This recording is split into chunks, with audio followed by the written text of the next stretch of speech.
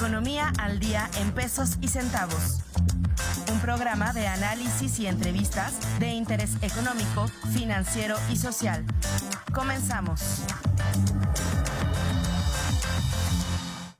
Hola, ¿qué tal? Muy buenos días. Les saluda con el gusto de siempre Alberto Pastrana, titular de este espacio denominado Economía al Día en Pesos y Centavos, el programa de Economía y Finanzas de nuestra querida Universidad Autónoma de Querétaro, llevado a usted todos los lunes en punto de las 9 de la mañana y transmitido a través de diferentes medios. Radio Universidad a través del 89.5 en frecuencia modulada y en televisión universitaria, TV UAC, a través del 24.1 en su sintonizador en televisión digital abierta, por supuesto a través de los diferentes medios, redes sociales universitarias. Es un placer para mí estar nuevamente con usted, platicarle un poquito sobre cómo se ha movido la economía, las finanzas nacionales e internacionales. Y es que sucede que ha habido pues bastante movimiento esta semanita pasada, como le anticipé la semana pasada, la semana anterior pues iba a ser una semana de muchísimos movimientos, muchísimos datos.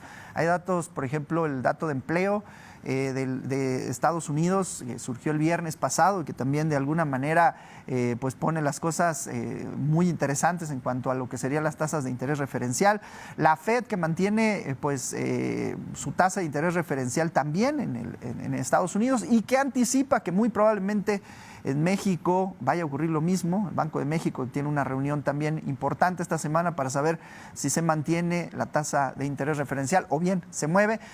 Pues bueno, todas estas noticias estaremos platicando el día de hoy. Pues bueno, como siempre, como todas las semanas, siempre vamos comenzando platicando sobre cómo se mueve la macroeconomía y de alguna manera con estos indicadores pues tratar de trazar un poco cuál es pues la realidad de los mercados mexicanos y sobre todo lo que más le interesa a usted y a mí, bueno, cómo se van a comportar las cosas en el terreno pues bueno del ciudadano de a pie, que es algo que nos gusta mucho platicar en su programa Economía al Día en Pesos y Centavos. Pues bueno, fíjese usted, ha amanecido otra vez el tipo de cambio peso dólar muy favorable para nuestra moneda, más o menos el promedio es 16.90, hoy no tenemos cortinilla, pero se lo platico, 16.90 es más o menos el promedio entre a la venta y a la compra, y pues bueno, esto pues evidentemente sigue siendo psicológicamente muy interesante porque estamos debajo de los 17 pesos, sigue siendo un tipo de cambio bastante fortalecido, que pues yo ya le platicaba, ¿no? A principios de abril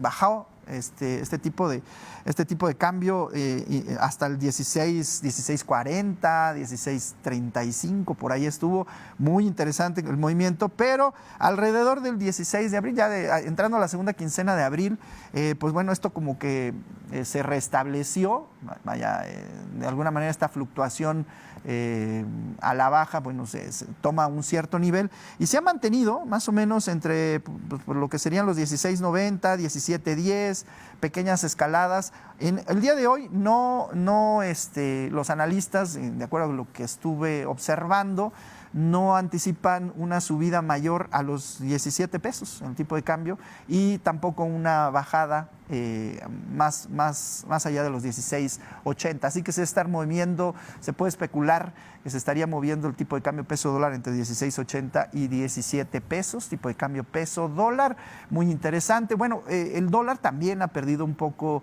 de fuerza con respecto a, una canasta de 6 monedas internacionales con las cuales se compara y se traza un índice especial con el que se puede medir qué tanta fortaleza puede llegar a tener el dólar. Bueno, también ha retrocedido. Esta situación, pues bueno, de alguna manera ha favorecido también al tipo de cambio. Y, bueno, como siempre le he platicado, hay pros y hay contras. Por supuesto, quienes de alguna manera están consumiendo bienes, servicios en esta moneda, pues les conviene, ¿no? Por supuesto, quien está en estos momentos comprando algún producto en dólares, pues bueno, le va a salir un poquito más barato, puede ser el más favorable, pero a quienes no les conviene, bueno, esos 10 millones de familias que en México reciben remesas, pues de alguna manera pues están siendo afectados por este tipo de cambio, están recibiendo, digámoslo así, menos pesos de los que hace un año, por ejemplo, estuvieran recibiendo, y bueno, esta situación pues siempre tiene sus contrastes, Hay, por supuesto, temas de exportación y temas de importación que que también importan, que también es importante mencionarlo, y en los cuales depende si eres el importador o el exportador, pues te puede llegar a convenir o no esta situación.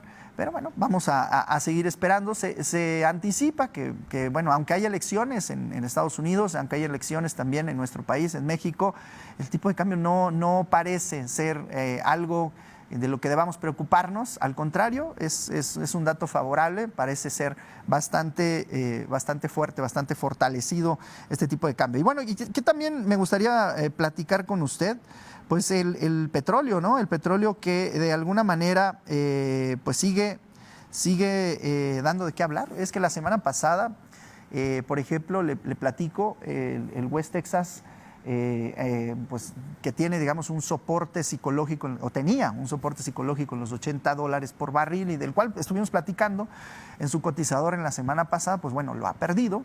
Se especula en $78, $79 por barril.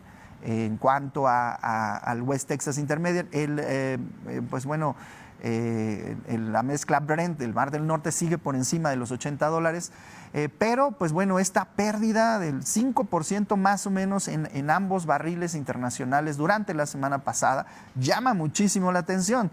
Algunos, incluso analistas, en algunos artículos internacionales se menciona que el petróleo se aproxima a un abismo. Yo no sería obviamente tan pues bueno, dramático en este sentido, pero sí es interesante ver cómo de alguna manera se retrata en los medios internacionales esta abrupta caída en el precio del petróleo. ¿Y qué es lo que está ocurriendo? Bueno, hay inventarios, cifras de inventarios, particularmente las cifras de inventarios en Estados Unidos. Hay una acumulación importante de petróleo que, pues bueno, de alguna manera está causando que el precio del petróleo disminuya, ¿no? Cuanto más petróleo hay acumulado, pues se entendería que menos se necesitará demandar o comprar, menos se necesitará extraer también, y esta situación, pues bueno, al final le pega a los precios internacionales del petróleo, y en esta ocasión pues no ha sido la excepción. También interesante observar lo que está ocurriendo pues en Medio Oriente. No hemos dejado de mencionar que, bueno, siempre en Medio Oriente, pues prácticamente pues es casi un termómetro de lo que puede llegar a ocurrir con el petróleo internacional, y es que durante la última semana particularmente todavía han disminuido estas tensiones que en su momento anunciáramos en su programa Economía al Día entre Israel e Irán. Parecía una guerra completa lo que se iba a dar. Las tensiones pues eran fuertes. La respuesta israelí pareció ser más bien táctica que cualquier otra cosa, no fue visceral como algunos medios internacionales pudieron haber anticipado, y esta situación pues bueno no escaló. Ahí está, por supuesto, la tensión.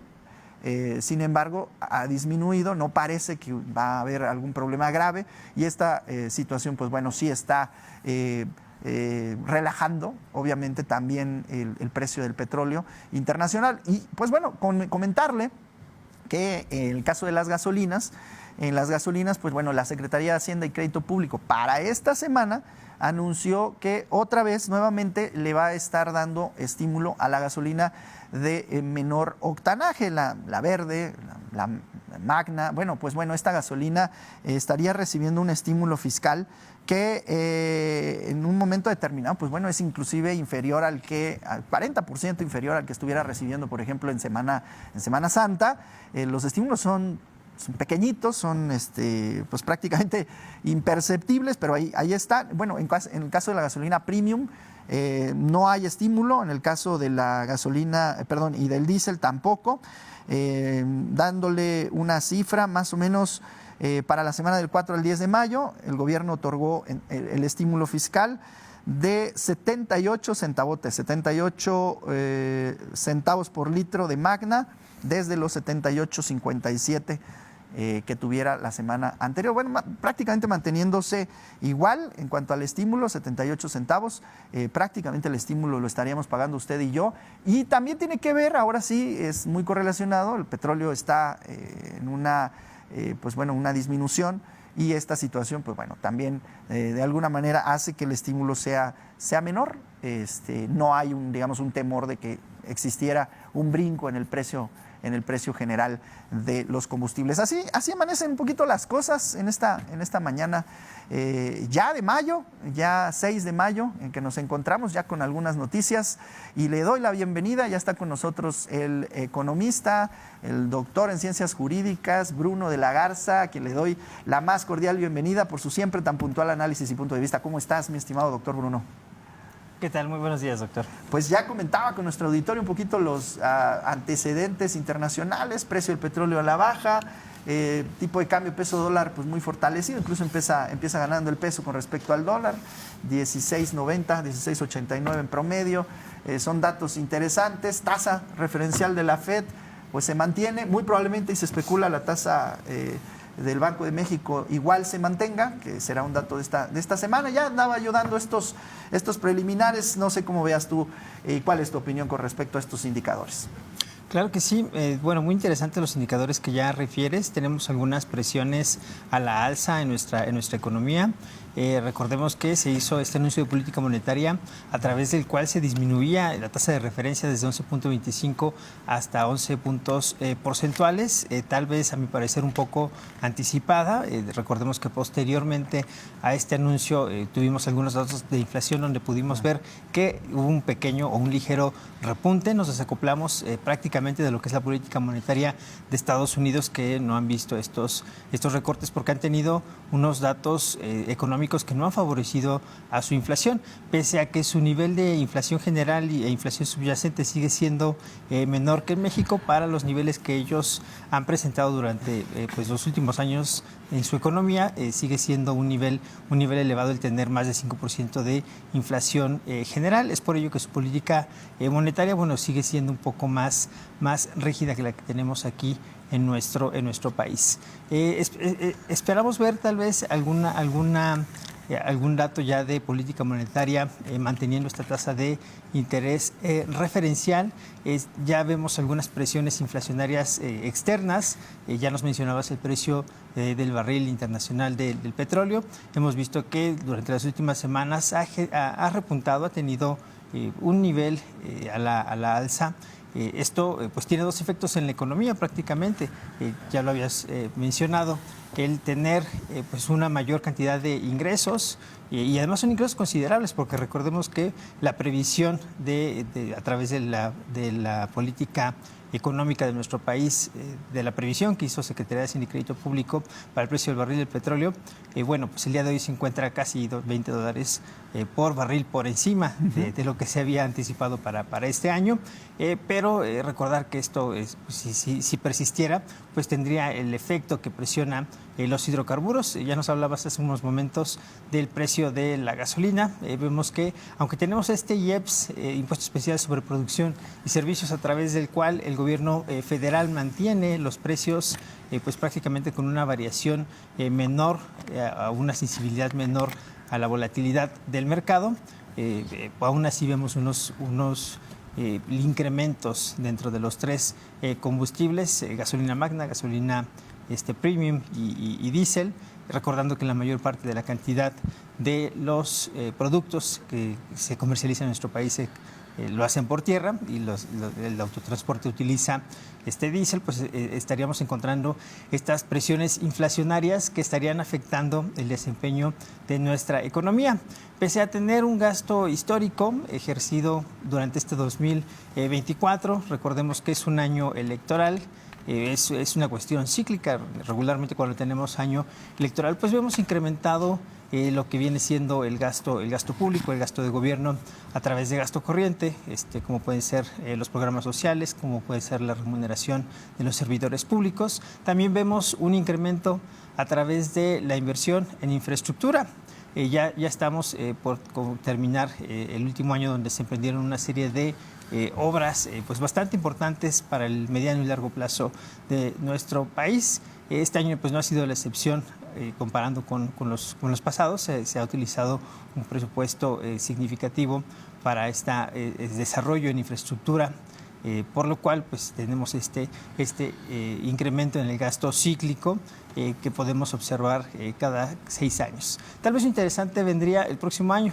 Recordemos que vienen algunos subejercicios fiscales, es una curva de aprendizaje, independientemente de que continúe el mismo partido en el poder o no. Bueno, son diferentes personas y esto genera que al haber un cambio de pues algunas personas dentro de la administración se realice este subejercicio de forma generalizada en los tres niveles de gobierno, independientemente de cuál sea la dependencia de la cual estamos hablando. Ya esta semana la OCDE presenta algunos datos de disminución de crecimiento económico para la región, no únicamente para México, pero no quedamos exentos.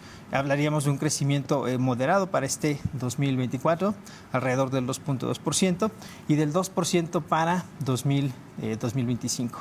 Interesante también que se presenta una perspectiva de crecimiento mundial para las diferentes regiones, donde se observa pues un crecimiento por región, es decir, 2025 respecto a 2024, pese a la desaceleración económica mundial, pues estaría registrando pequeños crecimientos marginales.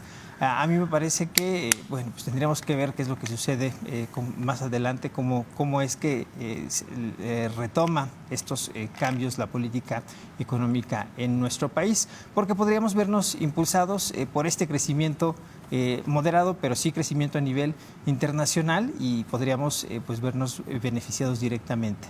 Más aún, bueno, ya hemos hablado bastante del nearshoring o la relocalización, ya nos encontramos actualmente, ya estamos en ese proceso, tenemos un decreto, de hecho, en la actualidad, a través del cual se tiene IVA disminuido para algunos sectores estratégicos de la manufactura en nuestro país. También, bueno, algunos actores políticos hablan y económicos de que no necesariamente se está aprovechando adecuadamente esta ventaja de la relocalización en nuestro país. Lo que es innegable, bueno, es la llegada de inversión extranjera directa a través de algunas inversiones principalmente de la industria automotriz. Tenemos las inversiones en el norte y en el centro del país, pero bueno, también tenemos la llegada o el anuncio de la llegada de una inversión por parte de Amazon aquí a nuestra capital queretana, lo cual también hablaría de la industria de la telecomunicación, de los medios digitales y de algunos otros sectores, y ya no exclusivamente de la manufactura. Esperemos que sigamos teniendo esta llegada de inversión extranjera directa por parte de más sectores, pues tanto a la región como en general a la economía nacional, por lo cual yo creo que podríamos superar esta expectativa, pese al anuncio de reducción de crecimiento económico, podríamos estar rebasando esa expectativa de crecimiento para 2024 a través del incremento del gasto público, que se puede traducir en crecimiento económico, y para el 2025, pese a tener este cambio de administración pública, esta curva de aprendizaje y esta desaceleración dentro de la región, que no solamente habla de desaceleración en México, sino también de Estados Unidos, y recordemos que nos encontramos íntimamente ligados con esta economía.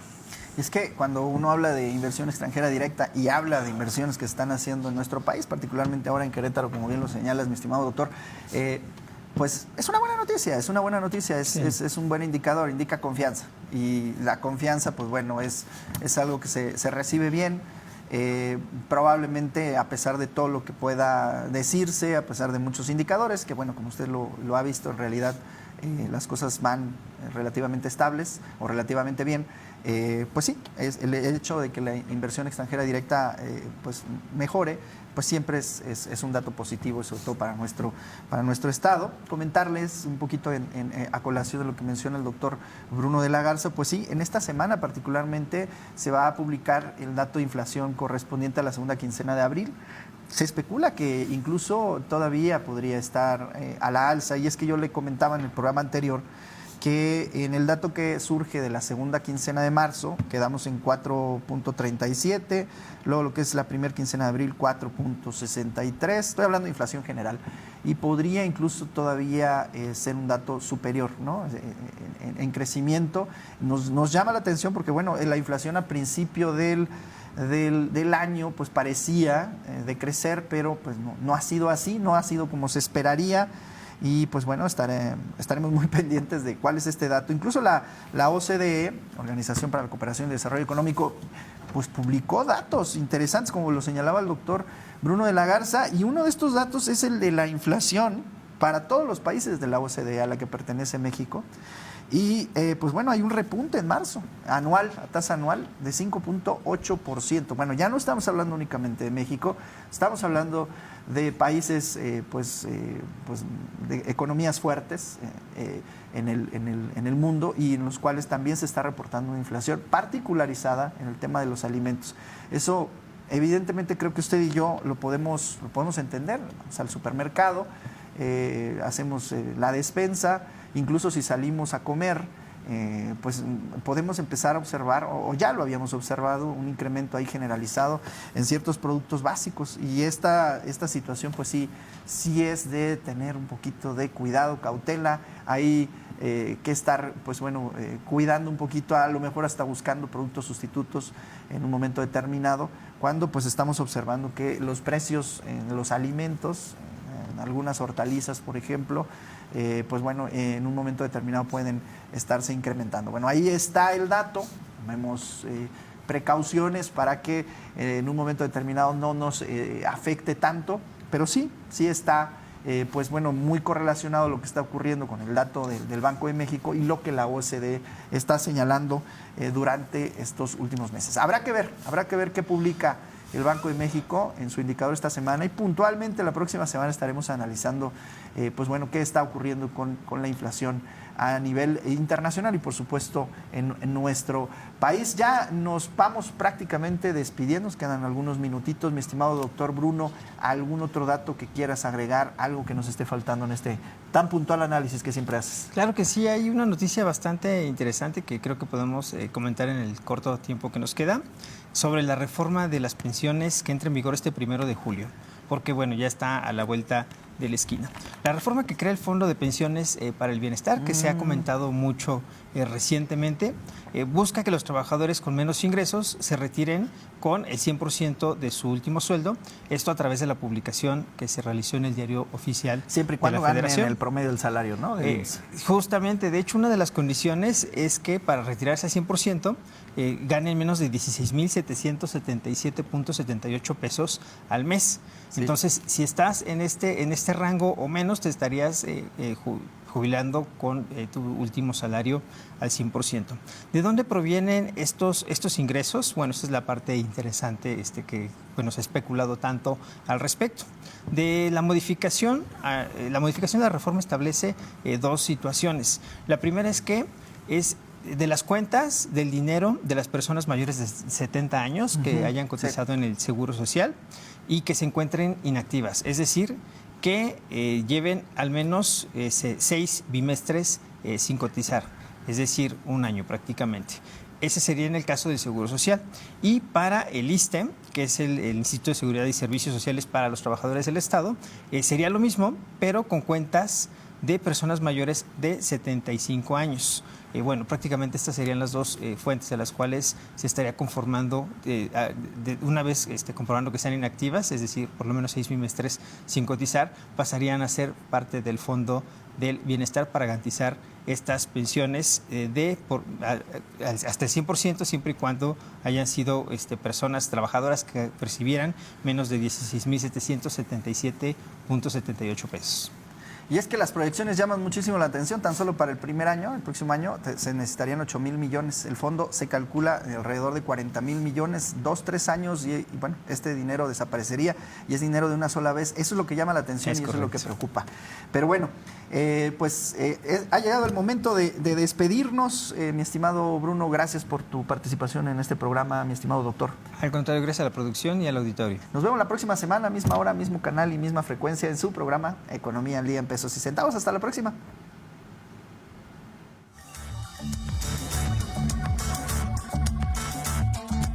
Gracias por sintonizarnos. Te esperamos en nuestra siguiente emisión. Hasta la próxima.